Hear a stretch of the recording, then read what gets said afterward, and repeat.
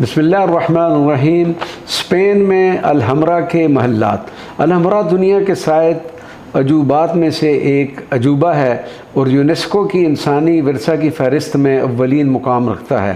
الحمرا صرف محل ہی نہیں بلکہ وہ نہایت وسیع باغات کے درمیان بیرون شہر گویا ایک شاہی اقامت گاہ بھی تھی، اور یہ اس وقت تعمیر کیے گئے جب مسلم حکومت سمٹ کر صرف غرناطہ تک محدود ہو گئی تھی۔ آخری دور کی سلطنت غرناطہ کا بانی محمد بن یوسف الاحمر تھا اور اسی دور میں قصر الحمرا تعمیر ہوا۔ یہ قصر 2200 مربع میٹر کے رقبہ پر واقع ہے۔